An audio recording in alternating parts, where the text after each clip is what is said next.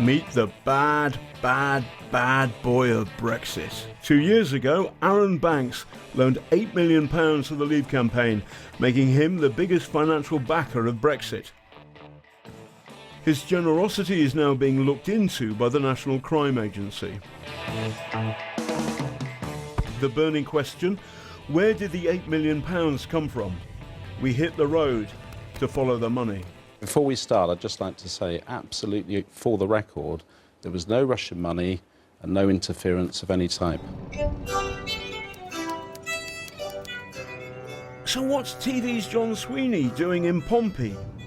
I'm trying to follow the money, but with Arron Banks, it's not easy. A few weeks ago, Arron Banks' team sent the BBC documents which he claimed showed the source of the £8 million. Unfortunately, they did no such thing.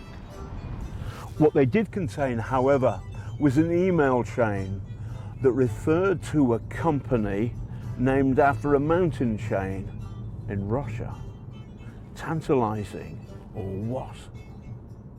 The email read: redact the reference for Ural Properties and any references which include sensitive info, e.g. the account numbers that the money was sent from.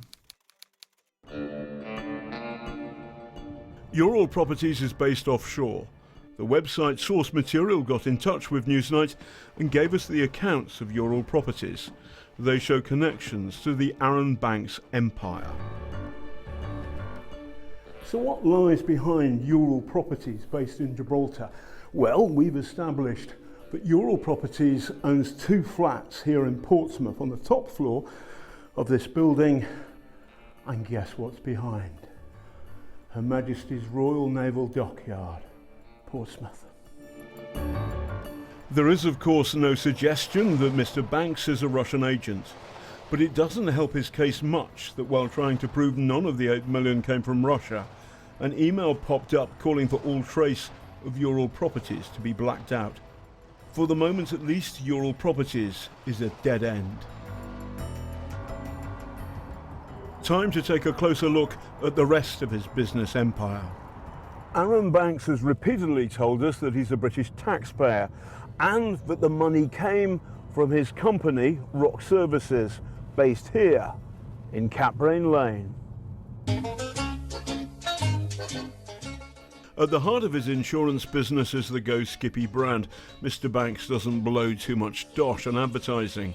But Capbrain Lane is also home to Rock Services. Now, we've gone through the accounts and we can clearly see £2 million going from Rock Services to Better for the Country. But there's no trace of £6 million which went to Leave.EU, and £6 million is a ton of money. The Electoral Commission says it has reasonable grounds to suspect that criminal offences have been committed and that Arron Banks and others may have given it inaccurate or false information. It says too that the £8 million might not have come from Rock Services of Capbrain Lane, but Rock Holdings of the Isle of Man. Off we go.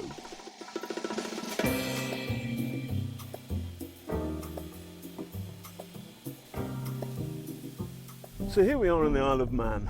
Now, British law on political money is simple. The source must be clear and transparent and British. The Isle of Man is different to the United Kingdom. It's a different political process. So if the evidence shows that the money comes from Rock Holdings, based here in the Isle of Man, then Arron Banks is in big trouble.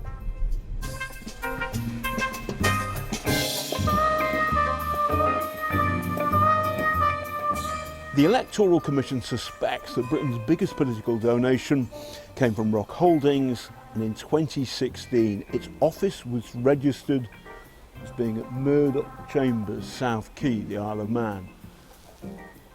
Oh, here we are. It's not very fancy. We'll see if anybody's in.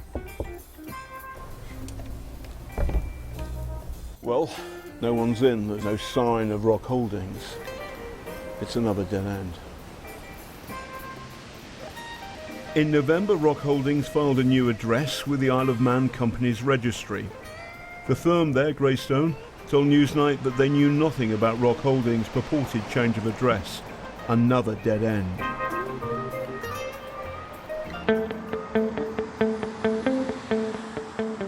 But we're not not going to give up that easily. Accountant Ian Campbell has been trying to understand Arron Banks' financial empire for more than a year. He's worked out that because of the way Rock Services filed its accounts, Rock Holdings' accounts must be open to scrutiny.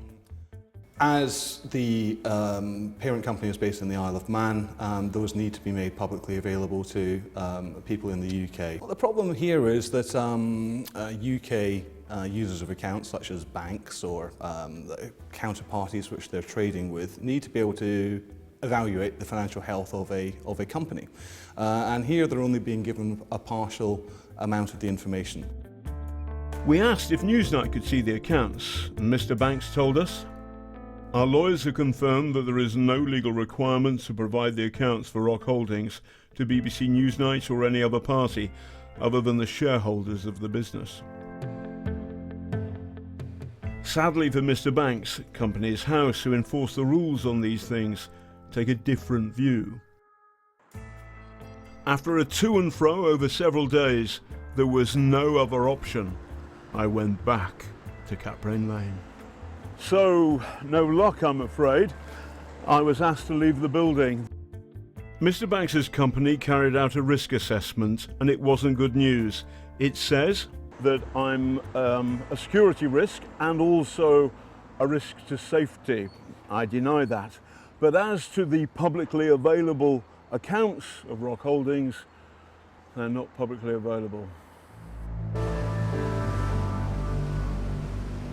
Arron Banks may well be right when he said no money came from the men with snow on their boots. But he's yet to show the true source of the £6 million. So, for the moment, it looks as though he's got something to hide. To be continued.